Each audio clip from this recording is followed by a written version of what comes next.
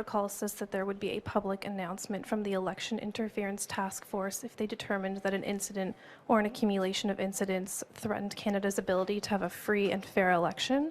No such announcement was made, but now we're learning more details about those threats in bits and pieces. Why can't the task force share what they learned and why they came to this conclusion? And why should Canadians trust you when you say this interference didn't influence the outcome? I think taking a step back, let's understand that this is an extraordinarily serious issue.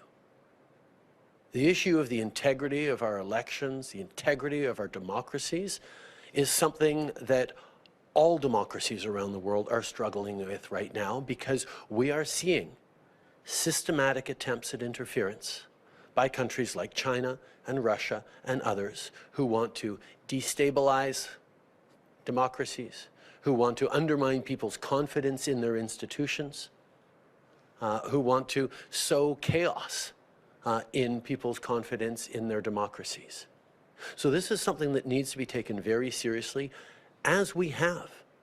Back in 2019, looking at what was happening around the world, this government took action and created an independent, nonpartisan panel of top public servants informed directly by all the intelligence agencies working on this issue to be able to ensure and to reassure Canadians that the integrity of our elections held.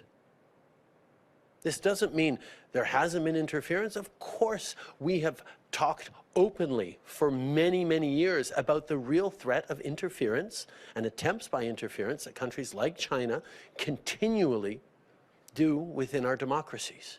And we have continually increased not just that tool, but other tools that our security agencies have to follow up on that.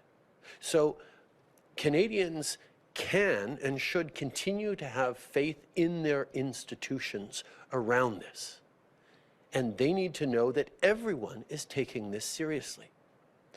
What is not serious is putting a partisan spin on this, is playing political games to try and get partisan advantage out of undermining people's confidence in our institutions.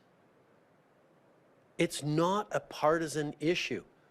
This is an issue where foreign countries are trying to undermine people's confidence in our democracies and destabilize those democracies. And when we lean in on partisanship around this, we're actually helping them in doing their work of sowing confusion and mistrust. Canadians can and should have trust and confidence in their institutions, regardless of how they feel about whichever political party happens to be in power.